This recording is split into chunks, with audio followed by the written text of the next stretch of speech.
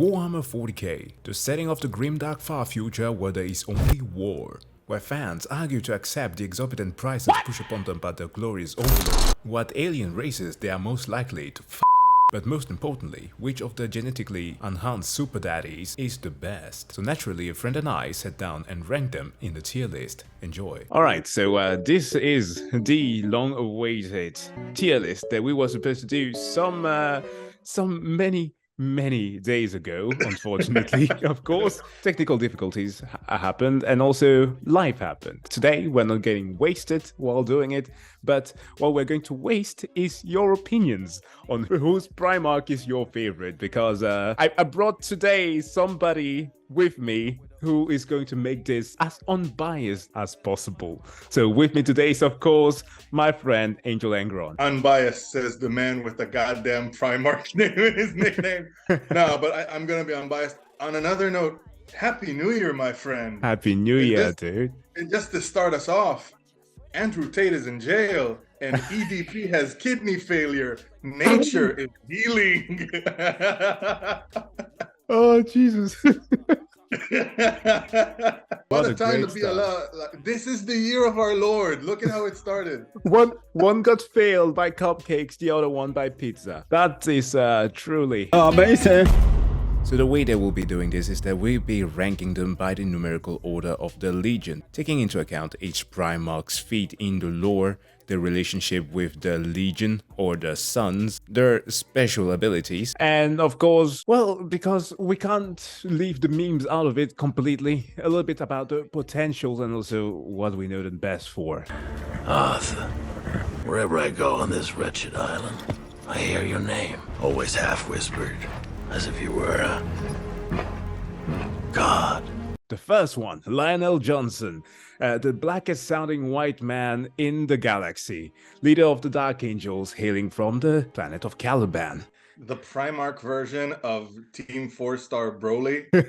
But he's so cool! But that's so dumb! Oh yeah, that he is. This is one of the rankings where I am going to catch a lot of flack in the comments because as a character, I hate the Lion with a passion.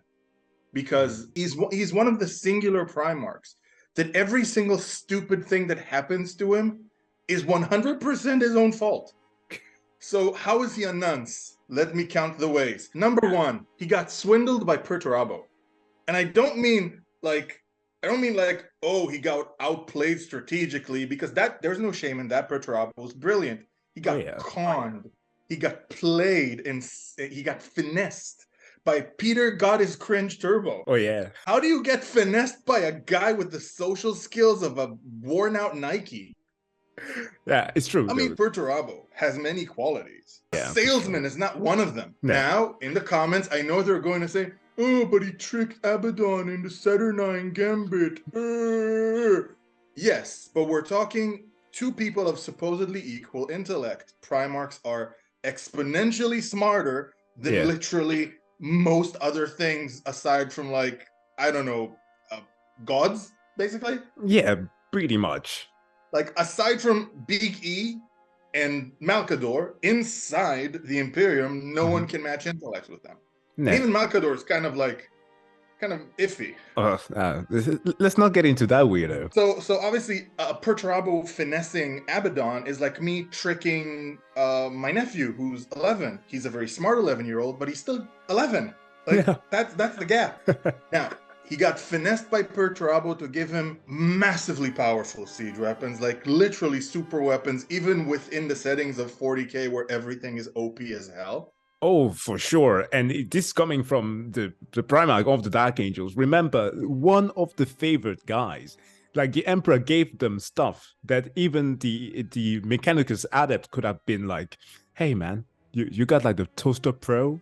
Can we get that here? Let me explain how massively OP those weapons are. The Iron Warriors and the Imperial Fists, the two experts, the pinnacle of siege warfare in the Imperium, didn't get them. It went to Lionel Jonson. Like, that's how much of a favorite he was. And he just throws it all away because he's a nunce. Then he manages to piss his own sons off so far that they betray him.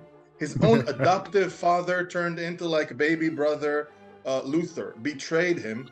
But this only happened because he casts him away with literally minimal explanation. Yeah. When you're in a situation where Rogal Dorn gives Sigismund more of an explanation when he kind of shadow bans him, for lack of a better term. and he, Rogal Dorn, the total personality of a brick, has more exposition in his punishment than you do. You done goofed. And here's the thing. There is no excuse for how poor his people skills are. He didn't have it that bad. Yes, no. I know. He landed on Caliban. It's a death world. Chaos monsters in the forest. Ooh. Wow. I'm well aware. Baal was a death world. Nocturne is a death world. Fenris is a death world. Don't get me started on Nostramo. Oh, God damn. No. It's like... I hear the sound of the Ayatollahs in the background. Let's not get there. Notify your imam. It's gonna get spicy. Oh man, I rate him so low because he had all the tools on the table to just be cool. Just be cool, and you'll be fine. Yeah. He managed to get Sanguinius to banish him. Oh, yeah. He almost nuked Guilliman's mom. So just to clarify, for those who aren't in the loop, during the time of the Horus Heresy, there happens to be a moment where Sanguinius, Roboute Guilliman, and the Lion form what they call the Imperium Secundus. If you read Unremembered Empire, which is the book where all of this happens, you walk away with two concepts. Three. Number one, Sanguinius is fabulous. Oh, Number two, Konrad Kurze is way cooler than he gets credit. Number three, the Lion is a dick. He's just a dick. Now, he's a brilliant strategist and a great duelist and all that, but let's be honest, setting aside Lorgar, they're all great duelists. Aside the Primarch, who's a literal manifestation of being a bitch. Like, goddamn, I rate Lionel Jonson as an E. That said, then we'll jump into the next one, which is the second Primarch, which is redacted, but we're going to assume that he's pretty out there. All the way. S tier, for sure. All the way. I'm a bitch, I'm a lover, I'm a child. Moving on, then, we have our third Primarch. Wrong. Second most fabulous of the Primarchs, we're talking about Fulgrim. From the Emperor's Children, hailing from Chemos, the guy who turned a mining world into one world of beauty. Where do we go with Fulgrim? I'm going to say this. I love Fulgrim so much because of how tragic he is, but also because he is like on the borderline to like being so self-obsessed, but also so dense, but not as far as another guy with a more redder motive that we're going to get into later. So, like... Oh, brother, I don't dislike Fulgrim. I think that he has the unfortunate privilege of being the butt of most of the best jokes in the whole lore. Like, him and Mortarion just can't catch a break. Oh, no. Like, everyone just roasts them. Oh, my God. He has a very cool story. But here's another situation where you have to judge a character by the merits of their actions, and he's kind of an idiot. Just if you can sum it all up into like what happens in the Lear invasion, where this is where he finds the blade that eventually possesses him. He ignores all strategic advice, causes way too many casualties than were necessary, and then when they finally conquer everything, they have pillaged the last temple of the Lear. He looks at an old culture and says, they seem to be worshipping the occult here. I'll grab a memento. I'll grab the goddamn blade. Like, this man has never watched a horror movie. If you find some type of technology that you've never seen before, don't touch it. It's it keeps referencing Helsinger Bridge Ultimate. Frumsy, don't fuck with this armory. Hi. Just put it there. Just put it there. From the don't fuck with it armory.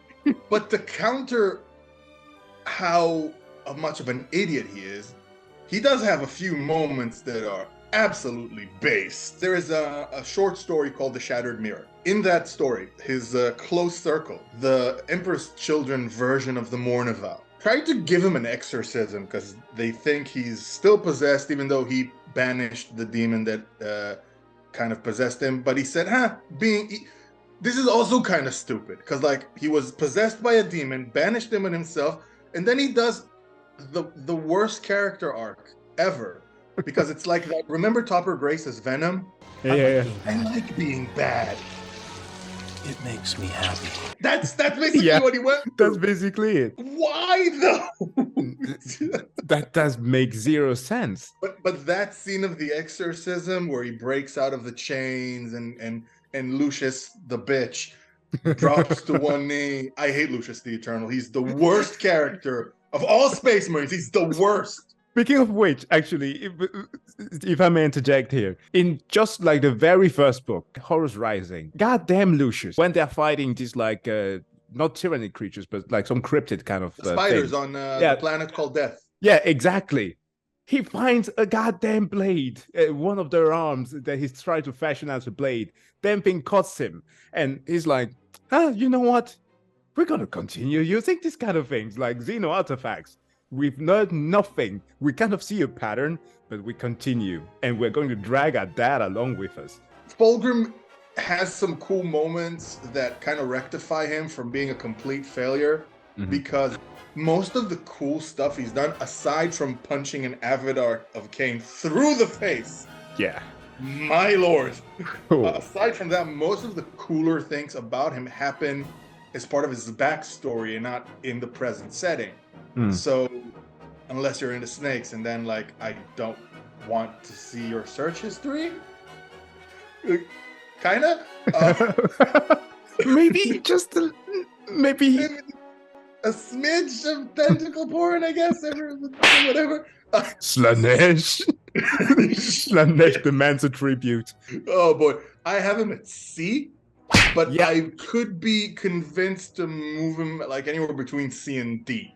But he's not a top tier Primarch. He's a cool Primarch, but he doesn't justify being in the top tier. And let's be honest, he gets knocked down a peg just for that sick burn the Khan gave him. Ooh, yeah, and also to the fact that even though he tried to sacrifice Perturabo for his own land in Angel Exterminatus, he got knocked the fuck out with a Forge World model. Perturabo beat the fuck out of him. Like, it wasn't even funny. It was like he beat him like he stole something. It was like, remember the movie Watchmen? Yeah.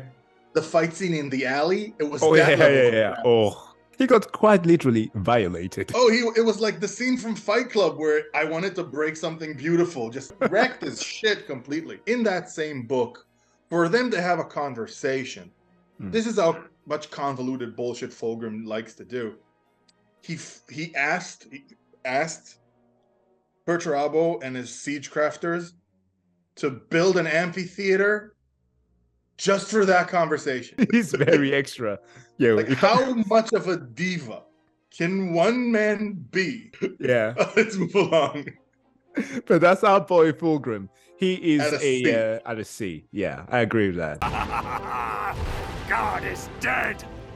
God is dead! Let's talk about the fourth Primarch, which is of course none other than Perturabo. God is cringe, leader of the Iron Warriors hailing from Olympia. Perturabo, I gotta be honest, easy, A or S? Where do you put this guy? Originally I was A. Yeah. But I went back and kind of had a small discussion with myself, which I'm sure looked awkward to anyone observing. It was a very feisty argument, but eventually I convinced myself that he is an S tier Primarch. And the reason why is there is another Primarch in that S tier category for me. Yeah. That all the things that I hold against Perturabo, to a degree, he has those same things against them. So if that one is S tier, Perturabo has to be S tier. Right. So let's list the things that are cool. Perturabo, number one, just basically prison Fulgrim. You can beep that out later, but that was basically it. Yeah. The only thing was lacking was for Fulgrim to drop a soap before he got that Titan model to the face. Jesus You Christ. didn't wash behind your ears. That being said, he had to face one of the most dangerous and difficult to strategize against foes the Imperium has ever dealt with, the Harad. Oh, yeah. Like, I don't think there is another Primarch that could have dealt with it at all. And No. I know Lion fanboys are gonna jump in the comments like, oh, the Rangdan genocide. Is that in a book? Is there any explanation why it was so goddamn complicated? Do we know fuck all about shit when it comes to the Rangdan genocide? No, not yet, because they're keeping that as a money grab for later, because it's Games Workshop. He dealt with it as best he could. He does tend to throw his soldiers into the meat grinder, but it's 40k, everything's a meat grinder. Yeah, he it's just like treats a Space Marine like it's the Imperial Guard. to me, I feel as if he's like the reverse Lion in like in the negative aspect that we saw in the Lion. All of that is done for in a good way for Perturabo. I like the Lion because he's the guy who is just like loyal to a fault, and he doesn't need to boast about all the great thing that he does, unlike a certain Randy Ross that we'll be talking about a bit later. But his paranoia gets the best of him. Some of his character faults are things that you can point out, unlike the Lion. You can point and say, oh, these are moments in time where I can see where things started to go off kilter for this Primarch. Yeah. He lands in a very monarchy-based planet where dueling kingdoms continuously try to one-up each other. Like, it's very Shakespearean and all that nonsense. And he grows up with the feeling of a father that uses him as a tool. As much as that father tries to show affection to him, that relationship started with him being a tool, and Perturabo never got over it. No, and that became his entire thing. Like, all that he truly wanted to do was just to build stuff. That was his entire personality. And there's something compellingly tragic about Perturabo, like quoting back to Angel Exterminatus, you don't know my dreams, no one does, no one cared enough to ask. Yeah. And and he is capable of creating beautiful things like that city we see in his dreams in Angel Exterminatus. He also does some epic shit. He curb stomped Demon Angron. Like, oh yeah, as an Angron fan, I was like, I'm a huge Angron fan. I was like, stop! Stop! He's already dead. And he just has so many cool shit about him, like his Iron Guard, those cybernetic things that are connected to his brain. Yeah. Elon Musk in shambles. Welcome to the Neuralink. Yeah, like, there's so much cool shit about him. Yeah, and unlike the fact... He held the Siege of Terra on his own. Horus is an absentee landlord in that situation. Like, the way that, for example, how many always praise Dorn for being so stern, like, because the guy is like 60% wall in his genome, but like, he first and foremost was so humbled enough, had the ability to humble himself, to go to Dorn and being taught on how to be a better builder and strategist as well. He learned from Dorn. He admits it, and that's a testament to both of them, him being willing to learn and Dorn being willing to teach. Yeah. Because some Primarchs are Magnus assholes like that. Yeah. That being said, people who hate him say, "Oh, he ran from the heresy with his tail between his legs." What? No, he looked around, said, "Everyone's an ass hat, and I'm done with this. You're not worth my time, and I'm going." Yeah. He pulled an Eric Cartman if Eric Cartman had dignity. Like, screw you guys, I'm going home. Him and another one we'll get to later kind of goes full circle from being like, I hate this guy, to, oh, this guy's epic. Yeah, he's pretty cool. S tier. Goddamn. All right, S tier Perturabo. I feel the need for speed. Next up, we have The guy who is literal speed, hailing from Space Mongolia, Jaghatai Khan and the White Scars from Mundus Planus. Oh, goddamn. Wait. Oh. I have props. Oh boy. Cue the throat singing.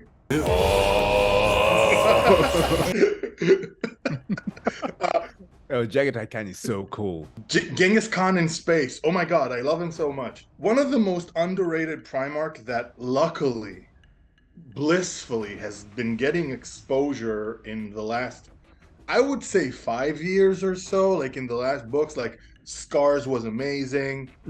Path of Heaven was really good. Talk about being like a clutch player. Yeah, he's like I don't know. Did you ever play League of Legends? If you missed the sweatshirt I had in our last video chat, yes, I like League of Legends. Yeah, but like the announcement lady, one of her voices is usually like one after she does the pentakill, she goes dominating. So that's basically what Jaghatai Khan was during the siege. He was everywhere and did such a good job. So let's talk about the time that he roasted Fulgrim so bad that the only thing that worst happened to Fulgrim was Rylanor blowing a virus bomb in his face. The quote is this, basically. I'll summarize because it's a fairly long quote. Yeah. Fulgrim is taunting the Khan, saying, oh, he wants to run into the stars, ride his jet bikes, chasing Xenos. My associate on Mars tell me you do strange things to your ships. Khan retorts, just ending this man's whole career. My associates tell me you do strange things to your men. Defeat. He backtalks Malkador. He roasts Mortarion. And these are just the things he does like on the fly. Yeah. He actually roasted Fulgrim twice in the same conversation, and in that roast he actually said the underlying truth of Jaghatai Khan. He's always kind of looked past, he's always ignored, but he is a sublimely skillful duelist. He is a wonderful strategist. He has a great connection with his men. His legion is phenomenal. If it wasn't for the White Scars, Terra would 100% fall because they came in clutch. Like they were immensely important in holding off the Death Guard, which was quite possibly the hardest thing to do. In the siege. Goddamn Mortarion. He knew that he couldn't 1v1 Demon Mortarion. Yeah, couldn't defeat him, but he banished the hell out of him back. You can't perma-kill him without the Emperor's sword, but he banished him. Yeah. And one-upping Roboute Guilliman, when he banished him, he legit won. He didn't get stabbed with a needle and fell in a field. In a beauty sleep. Died of rot. No, he tanked everything Mortarion sank into him and then beat the crap out of him. Aside from his stubbornness, that's his biggest fault, if you judge characters, is that he's stubborn and he has to do things his own way. Yeah. But he's also not like fatally stubborn. He's capable. No, he is shapeable. And he gets praise from his brothers like no other. Like Rogal Dorn calls him a prodigy in Warhawk. Yeah. And I think the Khan is the first instance we have in the books where someone actually swears. The thing that made so many fans mad. Which I don't understand. Like, there are literal blood orgies in books, but the little foul language and you're not cool with it. Like, read the depiction of what Nurgle-like demons do to people, but someone saying the S word makes you feel uncomfortable. Like, that's just being a jerk for the sake of being a jerk, to argue it with over something on Facebook. I'm a military veteran. Soldiers swear. Oh yeah. A lot. Jumping forward, to have someone like Nasir Amit tell a rival, tell a Kargas, the blood spitter, tell him eat shit traitor. Is the most soldier-like thing in the world. But I digress. The Khan is awesome. I actually have him rated very, very high. I have him at an A. He has no major flaws. He didn't fuck up the setting in any way. the worst thing he ever did was die while banishing Mortarion. And he hates Eldar. Ooh, Vulkan gave him an extra hug. Yeah. Shit, the fact of the matter is, I trust dogs more than I trust humans. Shit. If we said that we were to make a tier list for just the legions, these guys would have been asked without a single question. We're talking about the 6. Leman Russ with the Space Wolf hailing from Fenris. The Space Wolves are so fucking cool, okay? There's no doubt on that. That legion is so awesome, and I will fanboy for them all day long. Oh, heavily. The as far as internal intricacy, as far as not being Mary Sue's one is Ragnar Blackmane. But aside from that, they have so many incredibly cool Space Marine characters. I think the single largest consolidation of cool Space Marine characters in the entirety of the scene. Yeah, I might be wrong here. We need to have a Legion discussion at another show, but goddamn, Logan Grimnar, Bjorn the Fell-Handed, Lucas the Trickster. It goes on and on and on, and there's so many cool characters. The Legion that basically told Grey Knights, if you step on our ground once more, you're dead. Let's give just one shout out to Logan Grimnar. This dude who runs in Terminator armor, who swings a Cornite axe because fuck it, why not? And beat the ever-loving fuck out of several Grey Knights. Yeah. Now, for those watching who are not sure how awesome Grey Knights are, every Grey Knight is a top-tier psyker. Mm-hmm. They have their own unique gene seed, which is never corrupted. Yeah. They go through the most rigorous selection and training progress of all Space Marine legions. And like they're the 1% out of the 1%. Like if the Navy SEALs and the Delta Force made a baby, it was the Grey Knights, and he just mollywopped them. Like it wasn't even close. It was like a Custodes fighting a Space Marine. It was that much of an ass whooping. That's basically that. They're so cool, but then they're dead. One of the things that annoy me, being the dog that he is, he got the dog in me. Panics Helix and all that. Yeah. He is mostly bark and very little bite. He was in a position to kill Horus. Yep. But oh no, he's my brother. Really? Really? There's one with a broken spine sitting in the corner like going, the fuck, dude?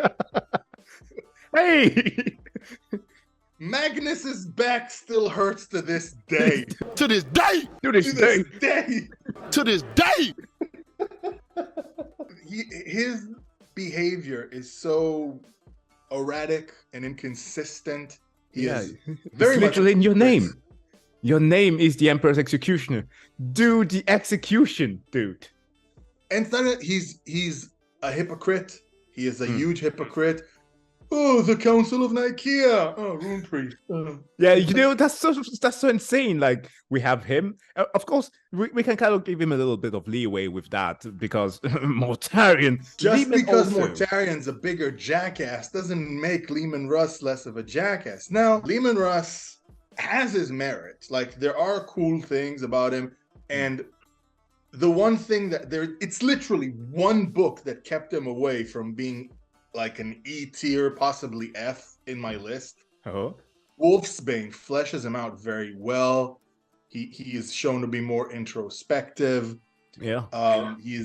But still in that book, he lacks follow through in crunch time. He could have stopped the heresy. He could have prevented the Ragnarok-like catastrophe that crippled the Imperium for thousands and thousands of years to come. But no, I can't kill my brother. In that invasion of the Vengeful Spirit, the Space Wolves almost died to a man.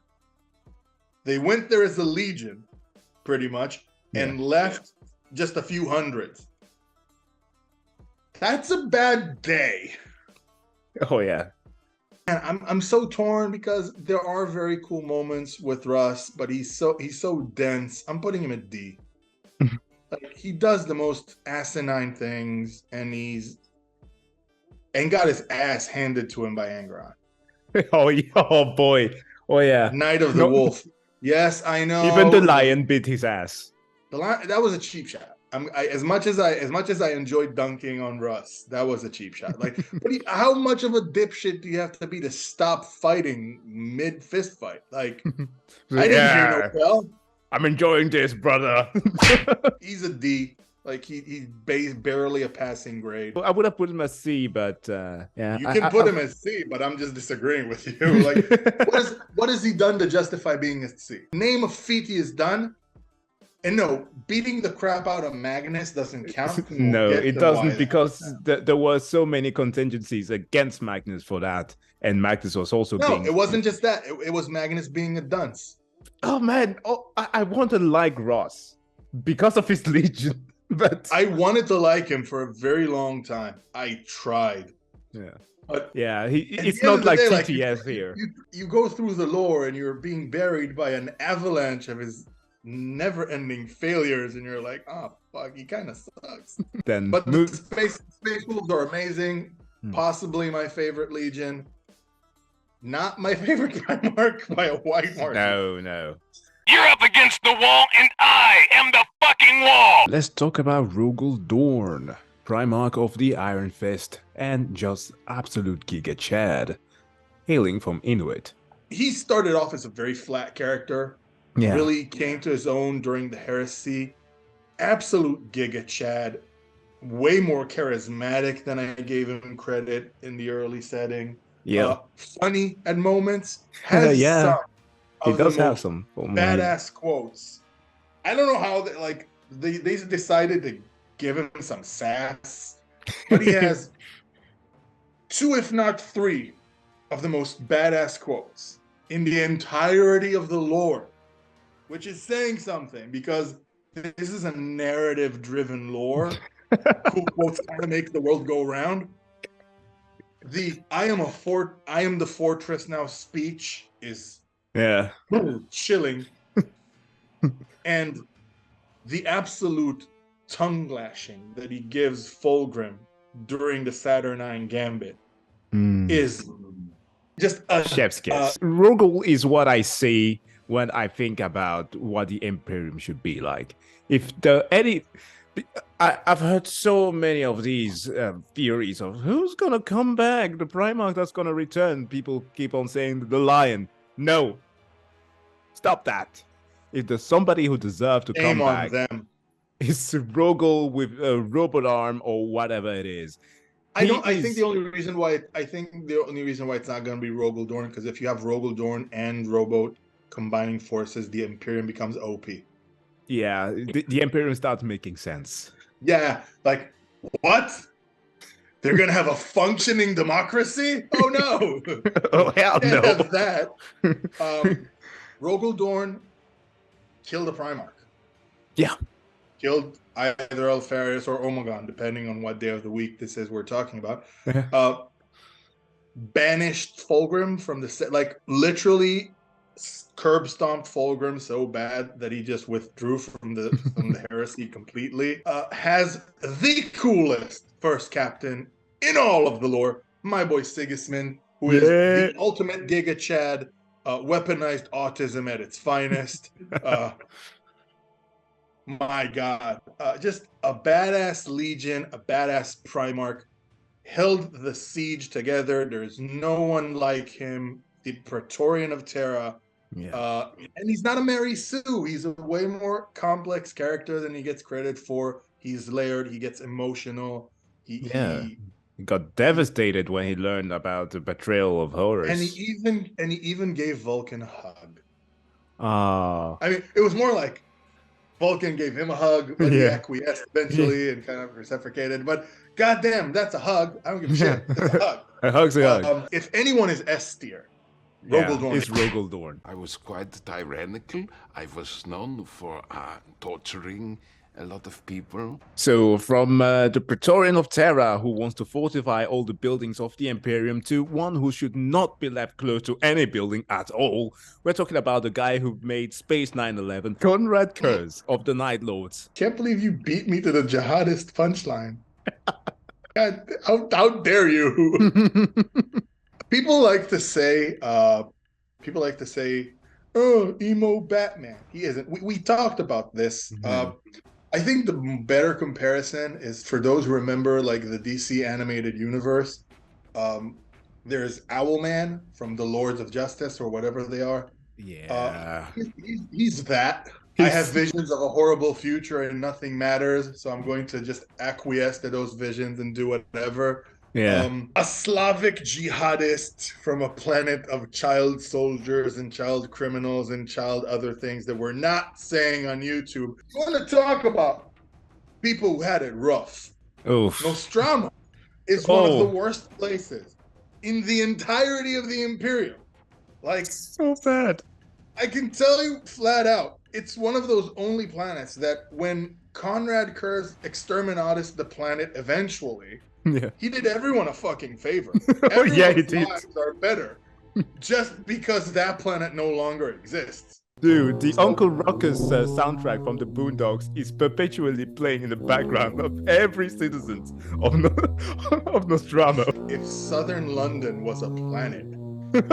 God damn, the Night Lords are bad, but the dad is like, oh, it kicks it up to 11. This man is a beast.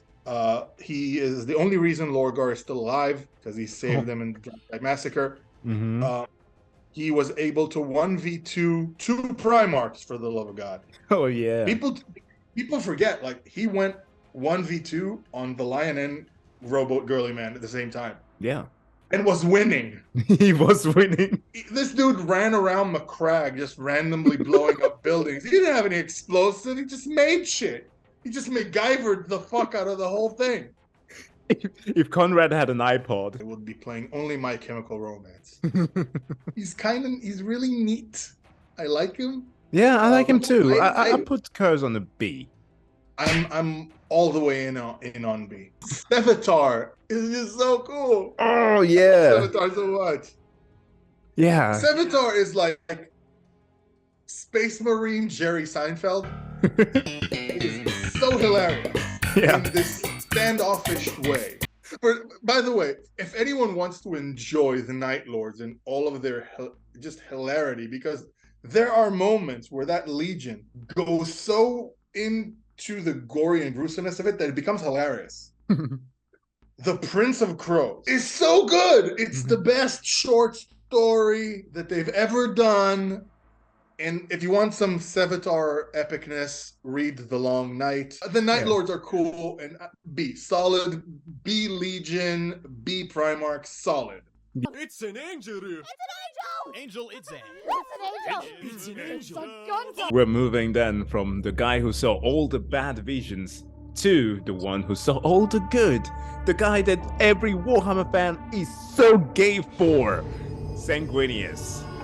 Oh man. My brother in Christ, if you're not gay for Sanguinius, something's wrong with it. He's the best. So I'm going to start with where I rank him and then I'll explain why.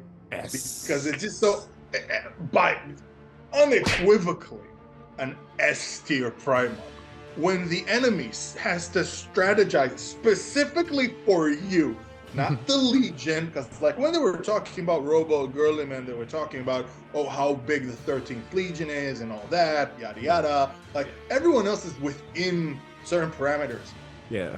Horus and Magnus have a conversation. I'm sorry, was it Horus and Magnus or Horus and Lorgar? It's in the book Betrayer, where they specifically say we need to find some way to contain Sanguinius. He is that much of an absolute savage. How much of a savage is he? Allow me to explain. He 1v3'd a Titan company. He just basically he took his god tier spear, killed a Titan, and then Mexican standoff 3 other Warhound Titans who decided to take their metaphorical ball and go home. Yeah. He just made them they went nope. Oh, shit. Nope. No. How do you make a Titan company nope the fuck out of a battle?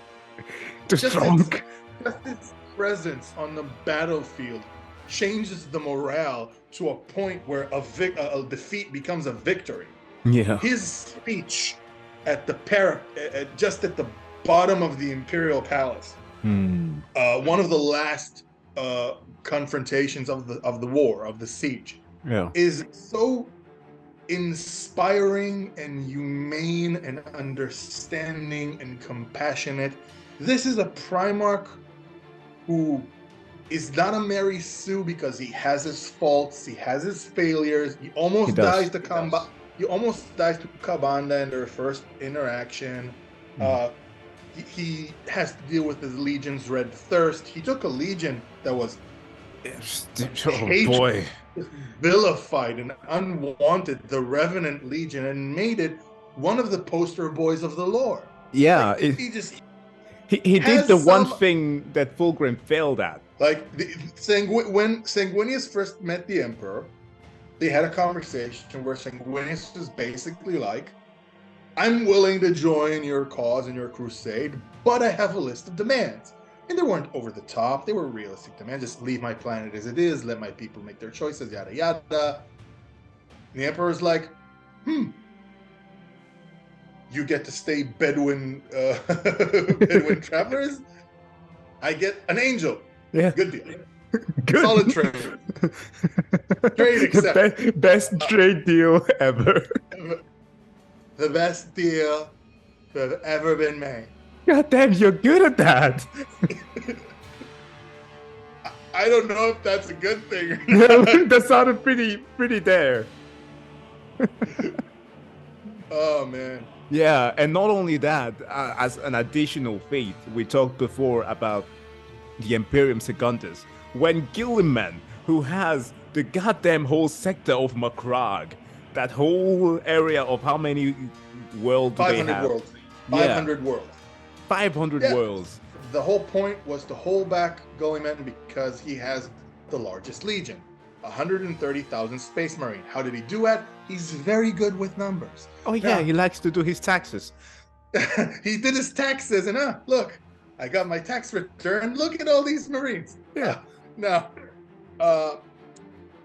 through a lot of convoluted ways, the Blood Angels and Dark Angels find their way into Macragge through the Ruin Storm, and it's unanimously agreed that Sanguinius has to rule. It's not even a debate. They have to convince him to agree to it because he's a humble Chad, but a Chad nonetheless. It's not S tier, unquestioned. Yeah. Killed Kabanda twice, banished Kabanda twice, literally throwing Kabanda into a hellhole in the ground where he came from. Says, if you truly come from the realm they call hell, tell your kin that Sanguinius sent you. True. And then apologize for the inconvenience. Team 4-star is an absolute win. For those who don't watch their abridged versions, what are you doing with your life? Like, come on. Check it out. It's like, for those who have watched on the channel, I know most of you who are watching this right now came along because you saw the reaction to the If the Emperor Had the Text-to-Speech device. Equivalent to that, it's so much fun. And what has brought you to our sanctuary of love and brotherhood, my boy? I have a terrible guilt and rage inside me that can only be quelled by the blood and subjugation of the unclean. Oh, you'll fit right in. Alright then, moving on from a very competent Primarch to one that is just plain in... Oh no, I don't have a quite good signifier for this guy. Ferrus Manus, because we were just about to forget this guy. Fuck. Alright, let me just go off. Ferrus Manus is the dumbest, the most useless, the most asinine character out of all the Primarchs, possibly in the entire lore, possibly in the entirety of all fiction, and this is in a world that has Jar Jar Binks somewhere. Jesus fucking Christ. You know what I hate about Ferrus Manus? He's not even a character. He's a plot device. He is a plot created device. to die. His sole purpose is for Fulgrim to fall to chaos after the guilt of decapitating his dumb Ogren head. He is a stubborn, bullheaded Primarch that even in the short stories that surround him, that are about him, make him look like a jackass. His entirety of purpose is to make other people look good. There's a story that he's in that is created. The sole purpose of that story is to make Vulkan look good, right? Yeah. Even his name is dumb. Ferrus Manus literally mean Iron Hands.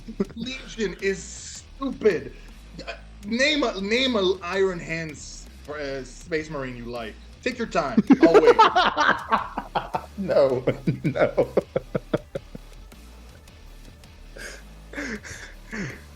None.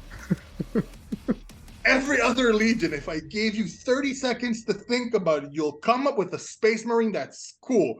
Yeah. Even the Word Bearers have fucking Argyle. Yeah, even them. The best representation of Ferrus Manus is as a skull ghost in Alpharius series. You are weak, Corvus. I am aware, Ferrus. Thank you. Clearly F. Fuck. I hate him so much. If there was a lower rank, we would have put him there. Listen, if there was a basement for this tier list, I would bury him under that basement. Moving then from the 10th to the 11th, who is also redacted. We are also going to assume that this guy is pretty out there since damn Malkador knocked the fuck out of Rogal just to hide these secrets. But he literally like erased Rogal Dorn's memories. and when he and there's this bit, and I don't recall what book it is, where Malkador lets him flash view the memories taken from him, and Rogal Dorn is like, Mother of God. Yeah. You mad? All the time! All right, then to the 11th. Oh, sorry, to the 12th. Your boy, Angron from the World Eaters, formerly known as the Warhounds. So this requires an explanation. Let's dive all the way back to Nuceria. Why do I like Angron at all? He is the only legitimate tragic character of all the Primarchs. Legit tragic. None of the awful things that have happened to him are a consequence of his own actions. He is a victim of circumstance time and time again.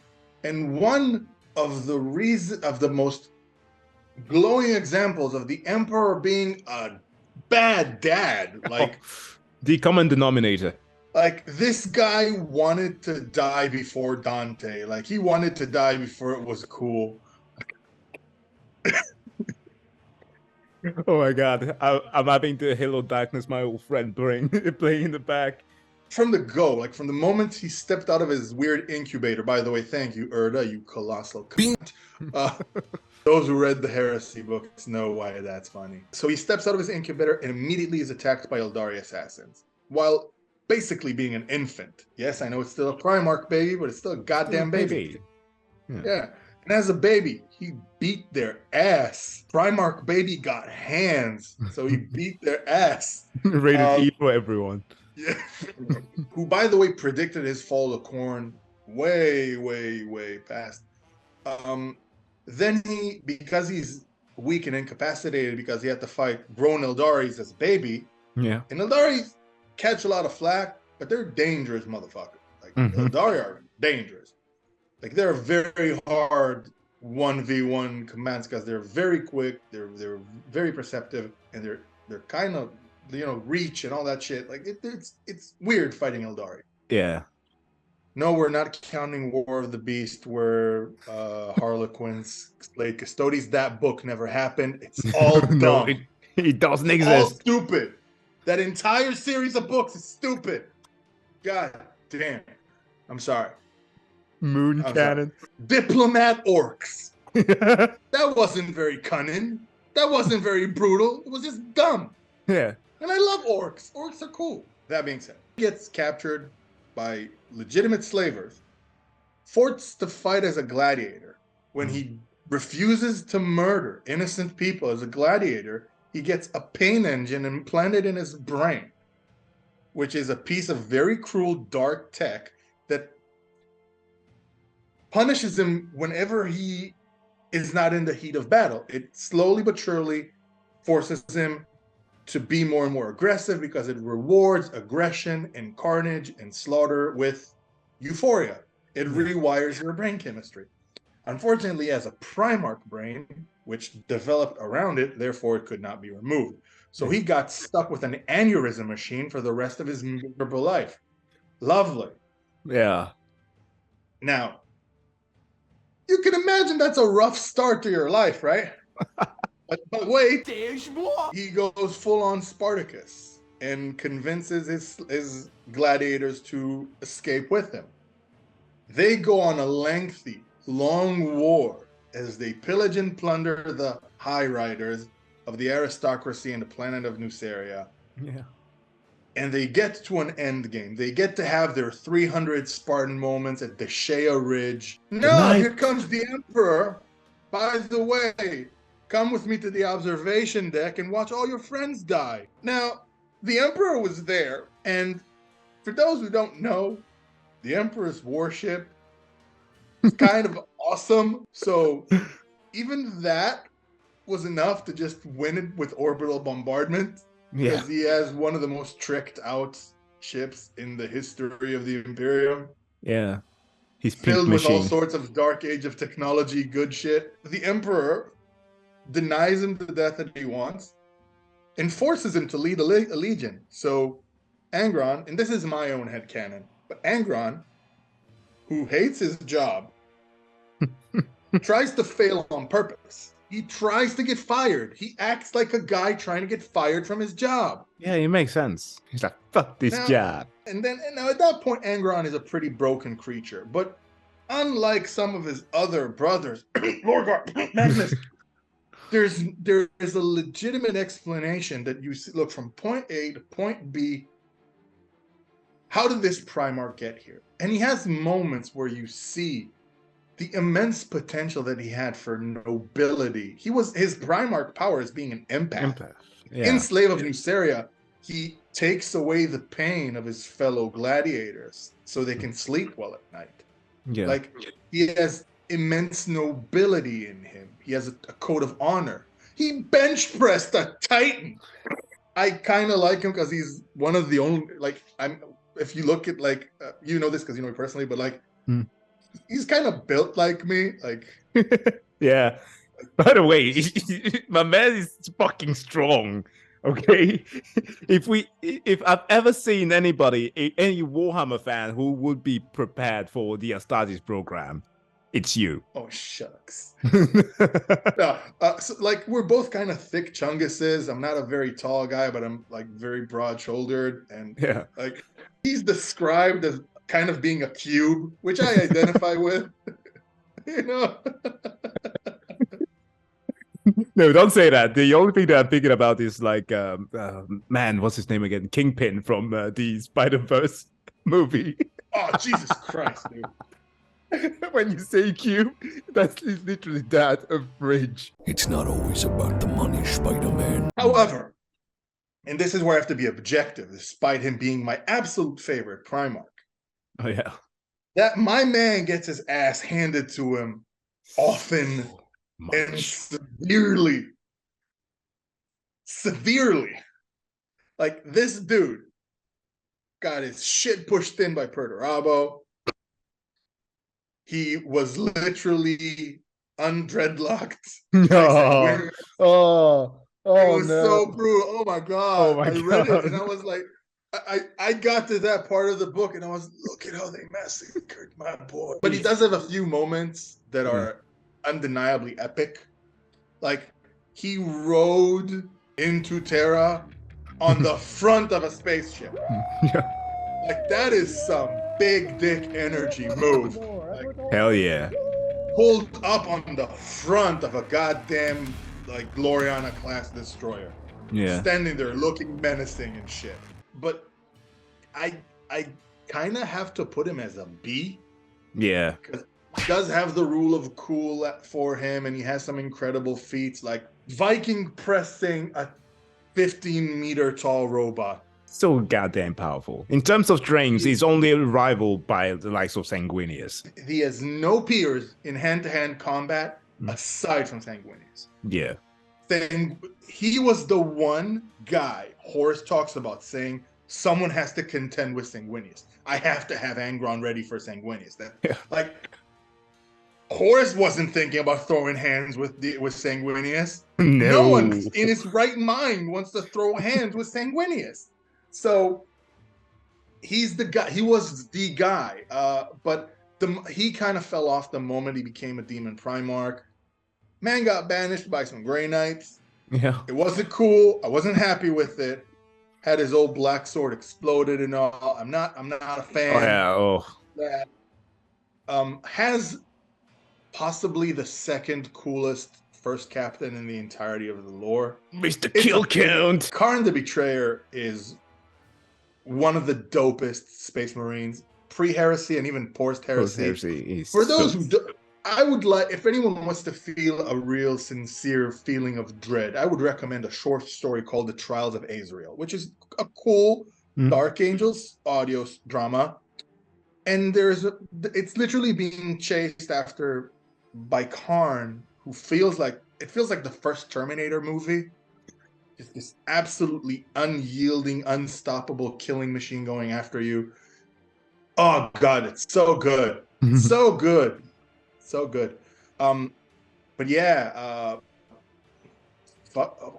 B? Yeah, Angron B. I agree on that. Yeah, he got the cool factor with him, and I really do hope that they do something good by him. I think that he's going to get fleshed out a bit more as a demon Primarch now. Yeah. Because Armageddon going to be lit. Yeah. All right. If they feed my boy to Gazkul, oh my God. Jesus.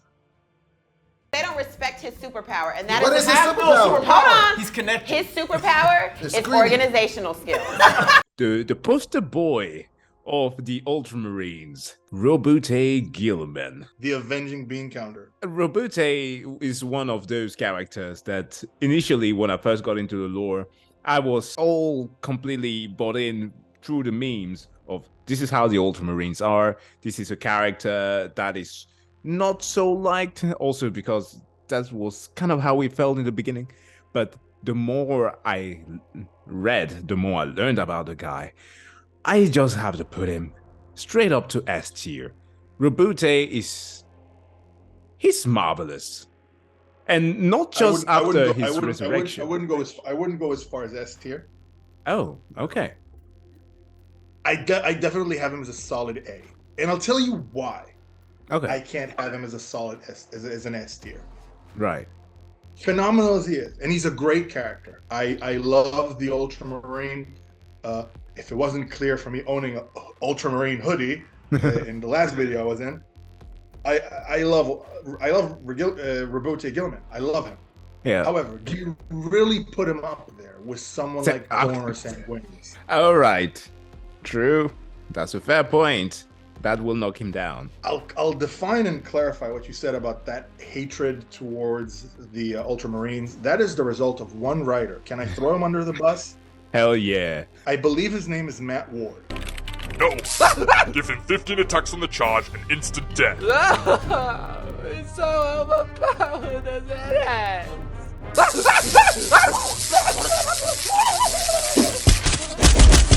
Who I'm sure is a competent writer. His Ultramarine shit was god awful. It was absolute ass nuggets. It was top tier doo-doo butter. Like, this guy is the reason for the Cato Sicarius memes. Cato Sicarius. Cato Sicarius. They had to turn Cato Sicarius into John Rambo with full-on PTSD just to correct course and make him a palatable character again. Yeah, the rewrites. Up until Gathering Storm, the moments where he's actually in the story that don't suck. Yeah. Shout out to that one Corn Berserker who just went full on Leroy Jenkins when they brought in. I got my chance, Leroy Jenkins. He just fucking went for it. Like, yeah, even in 40k, life is a story of shooting your shot, I guess. Really is. But yeah, he just yeeted himself directly into a reawoken Primarch in full-on Eldari armor. Yeah.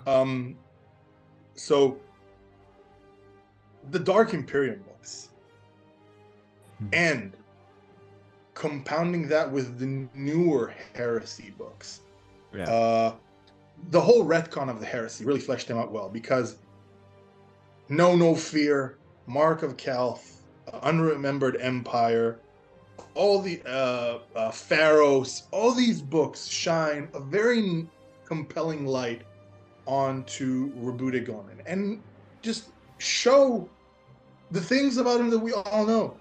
He's a competent leader, a competent strategist. He has a kind heart. He is one of the few Primarchs that aren't psychotic.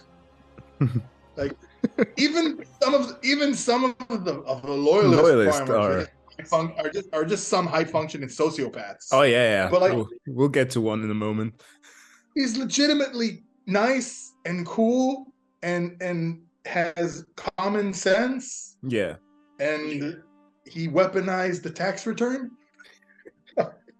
He did. And he has this rage to him that when he lets loose is epic. Dude, straight up beating up people. This man spacewalked on the side of a battled ship, punching the helmets and heads off of ward bearers in the Calth entire kerfuffle there. Yeah. Now people would say, what would justify a man running in space in vacuum with no helmet? Well, Lorgar made tanks rain on his world. Like literally tanks raining. It was those books on Calth are insane. Yeah. It's really cool. People will think, if they haven't read the book, that when I say he made it rain tanks, that it's an exaggeration. It's literally true.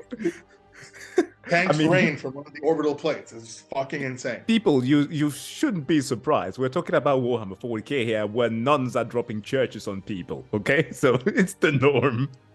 Pipe organ rocket launchers. Oh boy. Oh yeah. boy. And the resurrection. They drop churches from low orbit. I can't. I fucking can't. But yeah, a resurrected Guilliman is also just so cool. And his big titty Eldar girlfriend. Yeah. Which I know is a meme, but it's so cool. Yeah. So yeah, Roboute definitely up there. He was almost an S tier. Almost, but there are too many plot devices pushing him forward right now for him to be an S tier Primarch. Yeah. Like when he beat Mortarion, he was legit. He was legit possessed by the Emperor, which was cool. Yeah. It was a cool scene. But come on, man. Yeah, it's the Emperor who jumped in. Fun enough, but you can't claim the W there. Like you were literally dead from the Godblight plague, and then the Emperor just went, no. This is a sickness. It is deviant, therefore we don't want it. From a dumb one to a very stinky one, Mortarion of the Death Guards, from Barbarous. Oh boy. One word description: hypocrisy. Colostomy bag. Oh shit. Yes, quite literally. Quite literally. He does carry the cool factor just from the simple fact that him His as a demon Primarch and his aesthetics, the drip. So his drip was cool even before he was a demon Primarch. Like he legit had this. He's this cool manifestation of a Grim Reaper-esque character. Yeah. I enjoy his aesthetics quite a bit. However, he's an asshole.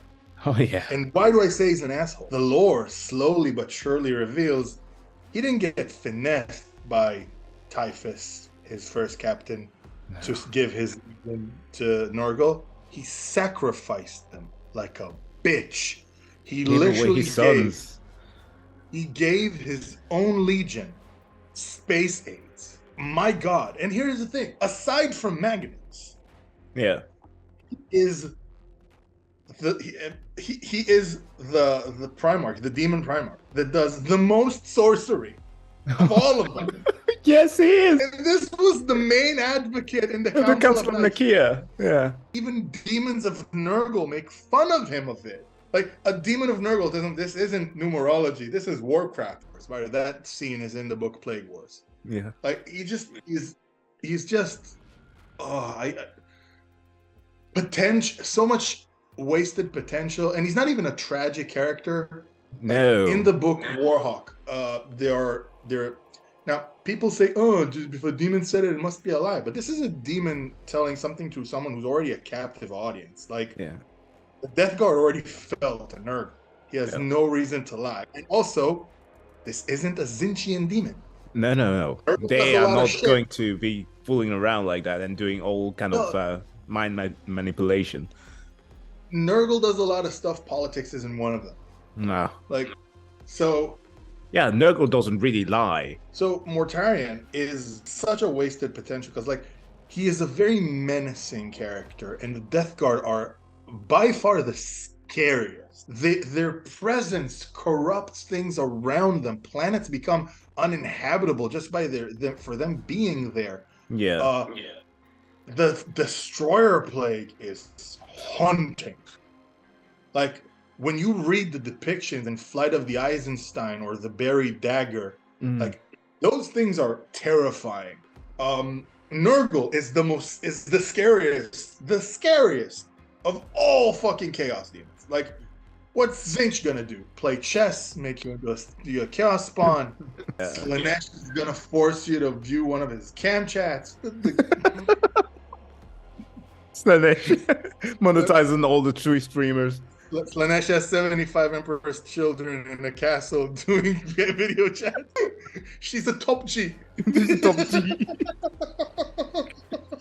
Oh my. Oh no! Now I'm gonna have to Photoshop Andrew Tate. Yes. Yeah. One of the more conflicted, torn legions of all the, like, they're allegedly a full legion, but they're not, and they're not fully into warbands like the World Eaters and like the Word Bearers. It's not fully chaotic. No. But he kind of sucks, and he gets his ass handed to him multiple times, verbally and physically. I don't like sand.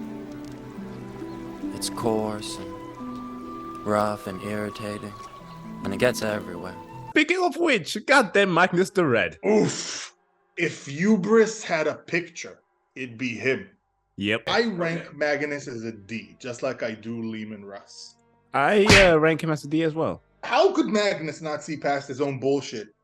All things considered is beyond me. Now, here's the thing. Magnus grew up on a planet of sorcerers where people get randomly attacked by parasitic brain demons. Yep. Not a joke. Yeah, This is a literally. thing. And yet he thinks, oh no, I'll explore the warp. This is fine. Which is even more so surprising when your dad is, to our knowledge, the most powerful entity, psychic entity in the setting. And when he tells you, there are monsters under the bed. Don't fuck around under the bed. Magnus fucks around under the bed and says, oh, I'll listen to the voices in the dark. no, father, the monsters under the bed know better than you. They said they're my friends. Now, here's the thing. He's flippy floppy like a pancake. He changes his opinion from moment to moment in such an unpredictable and senseless fashion. How are you the smart one? How are you allegedly the smart Primarch? Like, Magnus is just my weird. my brother in Christ. Do you have an ounce of common sense?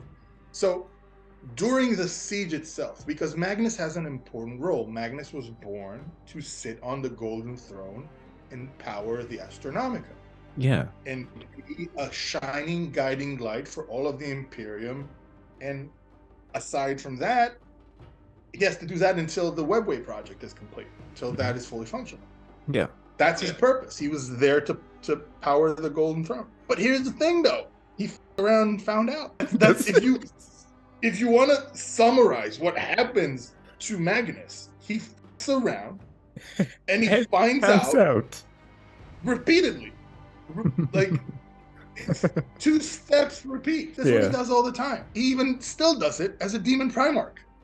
And again, fucks around and finds out and pays again. Yeah. And he catches endless L's. He got banished by Vulkan. Oh, yeah. Vulkan 1v1'd him in the webway. Got them Dragon Ball fight. That was so epic. I want that animated as one of those clips that goes like, you say run goes with anything. Yeah. I don't get it with Magnus. How can you be so goddamn cool and powerful, but yet so dumb? He was offered redemption. He was offered an out. All he had to do was, listen, your legion is fucked. There's no way to stop the flesh change. We'll give you a new legion with blackjack and hookers. No, I need to save my own legion. If you care about your legion so much, how did you let him get slaughtered on Prospero? Yeah, he led the Sisters of Silence, who are anti-Psyker, and the Space Wolves, who are pretty much Psyker bullies, to walk into his home. I need to pay penance. Oh, I pay too much penance. I have to go fight Leman Russ in Mortal Kombat. Oh, my back. Oh, Zinch, help me. He's just a colossal fuck-up. Such a nerd. Hard R. Yeah. Rated B. So I saw this great question the other day. How do women feel about balding men? Should I shave my head? Of course! Horus, the self-hating bald man of the Lunar Wolf. Hot take? Yeah? Horus is garbage. Ooh. I can see why. I'll clarify. Horus has to be judged in 2 separate parts. Pre-heresy Horus, who is fucking awesome. Phenomenal. And heresy and mid-heresy to getting Kamehameha'd by the Emperor. Is it? You know what? I'll reiterate that. He basically got Hakai by the Emperor. Yeah. That's what happened. God, I love Beerus so much. In Horus Rising, Galaxy on Flames, and all those fun books. Yeah. Horus is charming, compelling, charismatic, on the front leader. And boy, do you want to talk about foreshadowing with one of the best intros ever written in a book. I was there the day Horus slew the Emperor. Yeah. Back then, he was every bit of the War Master that you wanted him to be.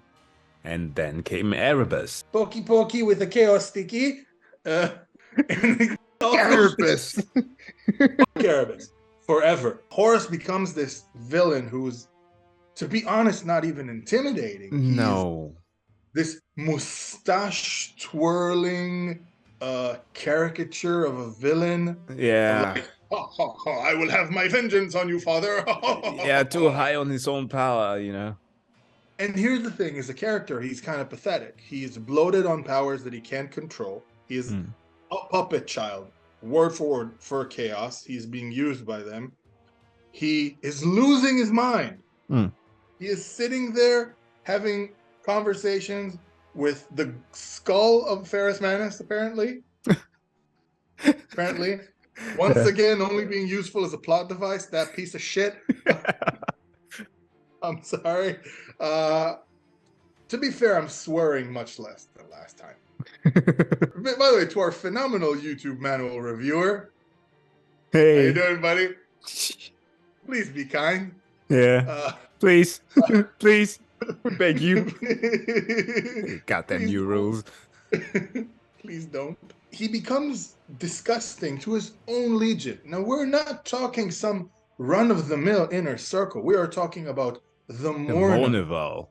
The inner circle, with a capital V, with a long, thick-ass shad of an Ezekiel Abaddon. Just the entire thing was just filled with badasses. Even Garvey Logan, who joined in later on. Garvey Logan. The Lunar Wolves are epic. There are some moments that include them. Falcus Kyber, who returns later in some MacGuffin with the Talon of Horus books that'll soon be a trilogy. All of these characters are awesome, except for Horus. Yeah. Unless they do something really dramatic with him, because he's really been off screen for most of the time.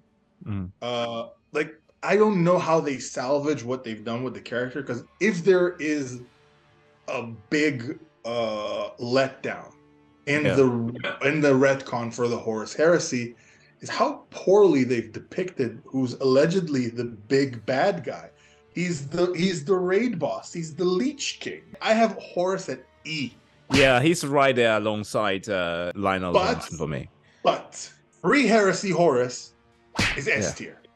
I agree. He was the character that made me, as a newcomer, that truly compelled into it because of the whole him wanting to go against the contrarian aspect of the Imperium. You know when Horus is cool? In small doses and intros, like they did for the new Horus Heresy rule set. I never wanted this. Never wanted to unleash my legions. Yeah. That's cool Horus. Oh, yeah. Which is like 5 minutes at a time.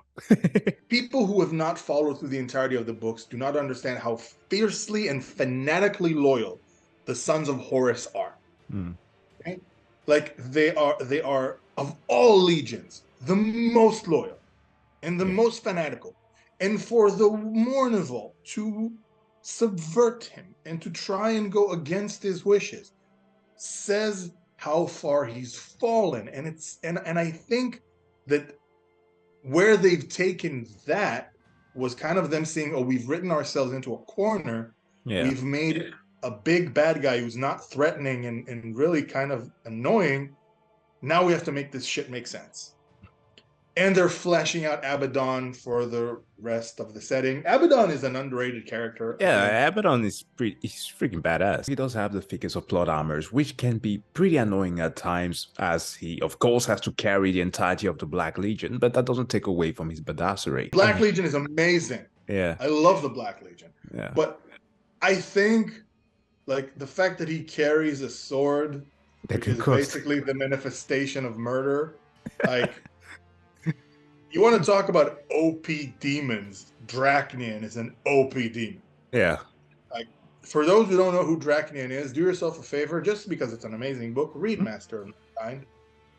For the love of God, you'll fall in love with the Custodes, you'll be terrified of Dracnian, and Samus even pays a visit, which is nice. Yeah, Samus, always there. Samus is always nice. Samus Nibbling dog. You believe in God. And I think, okay, there's a couple of mysteries in that question. So from Horus to then a guy that is despised by, I want to say everyone. If you're a Wordbearer fan out there, how? All two of you. How? Because Lorgar Aurelian of the Wordbearers. Okay. Let's start with the rank. First and foremost, we're gonna put it very unanimously. F tier. F tier. F tier. There's no discussion there. F tier, like a hard F. If there's a guy here who is going to demonetize this video, it's Lorgar. His head chaplain is a child abusing, possible poor Pharaon. That's not even the worst person in his legion. Should I edit Cole Pharaon as EDP? Oh my god! Fuck.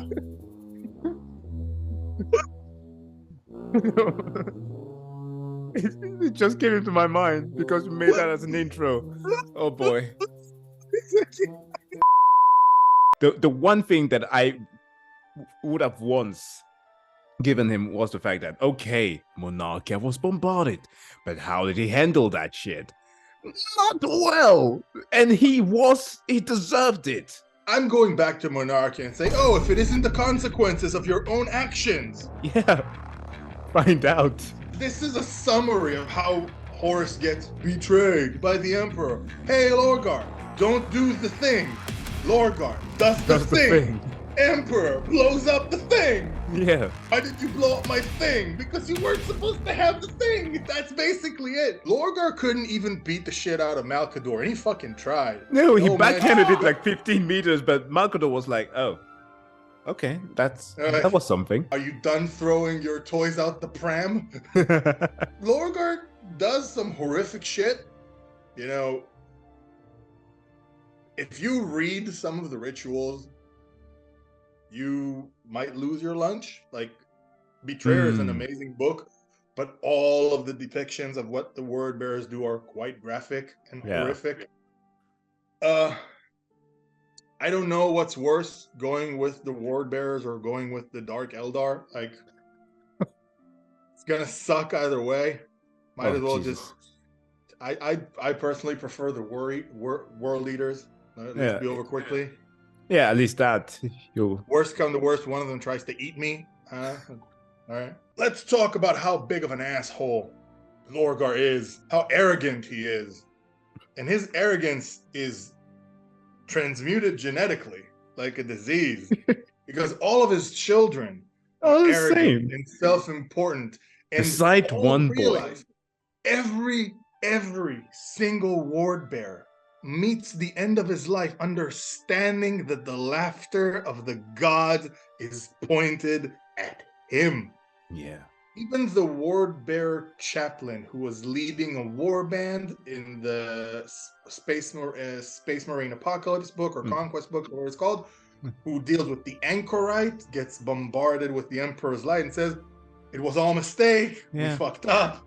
I see it now. I see the light. We're done. We're done. So, and fucking Erebus, you know. Evil incarnate. But at least he has that one thing where, like, we want to see his comeuppance. That's the one thing that separates a character like Erebus from a character like Lucius the Eternal. I was saving this comparison for when we get to Erebus, because Erebus is capable of meeting his final end. Like, in my view, Erebus has to die to Karn, and then his soul meets Realm in the warp. Yeah. And that's how you go full circle, and you hear Realm whispering in his ear, I see you again. I love the voice acting for Realm. Jonathan Keeble, mwah! I love you. He's phenomenal. He's majestic. He is a coward. He sent the Gal Vorbak alone to the warp on a pilgrimage. He sent them into literal hell to suffer and possibly die so they can have their apotheosis into a different. And the first batch of Gal Vorbak were very menacing and powerful Marines. I give you that. And Argel Tall is so cool. Yeah. However, the one word bearers that we appreciate. He is a Chad among pussies. The one thing you can say about Lorgar is that he is full of hubris and he's also a coward. Yeah. He's a coward. Even now in the warp, he avoids Corvus Corax like the plague. Going full shadow Batman on him. Oh, shit! Beating his ass twice. I think Lorgar is the Primarch who got his ass handed to him by the most Primarchs of all. Yeah. He got his shit pushed in by Corvus Corax twice. Roboute was beating his ass until Angron stepped in. Yeah, and sacrificed him. Horus beat the fuck out of him. Oh, I think it was at the end of the end of Slaves to Darkness. Yeah. He beat the shit out of him. Horus also cuts off Erebus's face, so that's kind of nice. I think that's at the end of Fear to Tread, though. Yeah. And we're talking about, like, genetically modified demigods. And he's a coward. Yeah, fight your damn own battles, dude.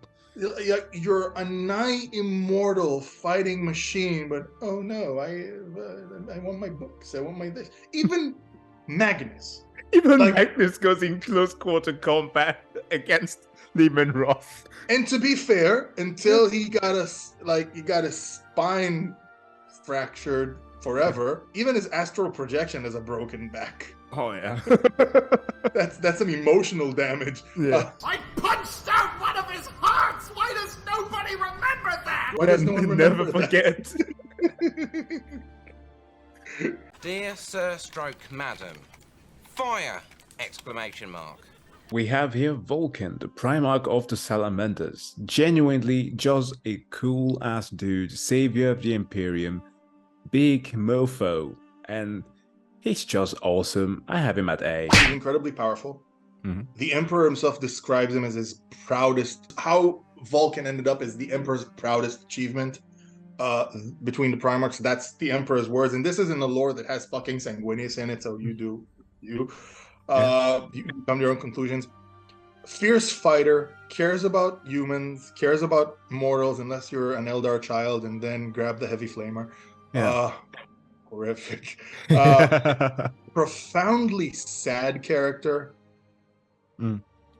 profoundly sad character. Like, maybe one redeeming quality in the War of the Beast debacle is how they depicted Vulkan as like this hermit type character. I want to be gone from all of this. I've had enough of war. You know, it's kind of like it's kind of like a Guns N' Roses doing knocking on heaven's door. Yeah. Man, he's cool. There's nothing over the top that he has accomplished in the lore, unless you consider him ramming an orc war boss into a fucking war reactor. But he did banish Vulkan in a 1v1 fight.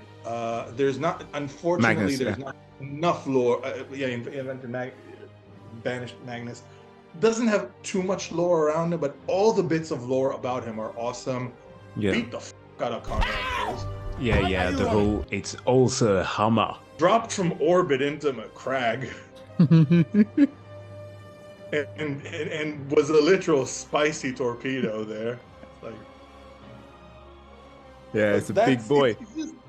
He's the thick, chungest, possibly, if I'm not mistaken, the strongest physically of all the Primarchs. Yeah.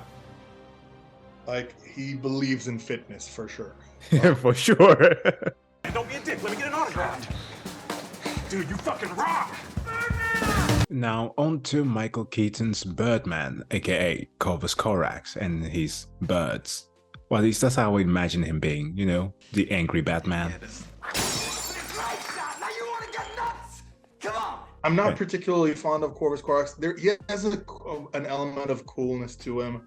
Yeah. Unfortunately, he gets done dirty by the lore for not shining enough light on him. Just not enough. The moments that he's in are really cool. Beats the fuck out of Lorgar. That's always a plus. That whole thing of like becoming a warp apparition and disappearing is really cool. Just not enough meat there for him to be more than a C. Yeah, I agree. I want to love him so much, but there's just not enough of him there. I hope to see more of him as we move towards the scouring and things like that. Yeah. Which is the next phase after the next 2 Siege of Terra books. Hopefully he gets fleshed out more, because so much potential there. Such a cool character. But once GW can apply the milking technique and actually do something for a character. Eat all your candy. You have no more Halloween candy left. You sneaky mom! Alpharius Omegon of the Alpha Legion. Is he a traitor? Allegedly traitor. I don't believe that he's a traitor, because all traitor Primarchs have one characteristic that he doesn't have. No. His own legion or first captain never tried to subvert him. They are fanatically loyal. Yeah. We are Alpharius. We are Alpharius. One of the Alphariuses is dead. Yeah. Lorgal is split in half. Rogal Dorn Mortal Kombated him, basically. Yeah. Like fatality. Fantastic aesthetics. His Necron-ish spear is great looking. The tactics, the misdirection, the subtle humor there, they're very cool. Like, the Alpha Legion are cool. Just again, same issue as with Corvus Corax. Just not enough lore there. God, I hope they flesh them out more. Yeah. I want to love the Alpha Legion. Me want too. to. But it's not enough there. It's like, GW, just give me a little bit, just a little bit of something. Just there are a couple of books there, but he's always kind of like a secondary character and such. It's there's very little lore around them. Like, he only has slightly more lore to him than Ferrus fucking Manus. Yeah. I suppose that's a low bar to clear. Yeah. That will rank him at around C. Yeah. I have him higher than a C. Okay. I have Alpharius at B. Right. Because of the he does no wrong. There's nothing in the lore there where he actually has some major fuck up or some catastrophe. Like, we don't know, at least. He has major accomplishments. Most of the things that have set back the loyalists quite a bit well, not most of them, but quite a few of them are directly connected to him. Like, and he's so cool. It's just a cool Primarch, a cool concept. We're Alpharius. The meme is nice, but it's a legit cool concept. Yeah. A legion who doesn't win through brute force. Oh, No. shit. It's cool. Espionage and subterfuge. Best. It's a spy novel with space knights. It's awesome. Yeah. Alpharius. Worth bumping up to a B then. Yeah. So much potential there. But I think that wraps it up. Yeah, and that wraps it up, pretty much. Our condolences to Andrew Tate and EDP fans, because we have dunked on you massively. But if you do like either of these two, feel free to both of them are awful. Awful. And if you do like EDP, you need therapy. I had a blast. Happy New Year. Me too. Happy New Year, everybody. This was so much fun. Let us know what your favorite Primarch was. All right, guys. Bye-bye. Thank you so much for watching, and see you guys in the next one.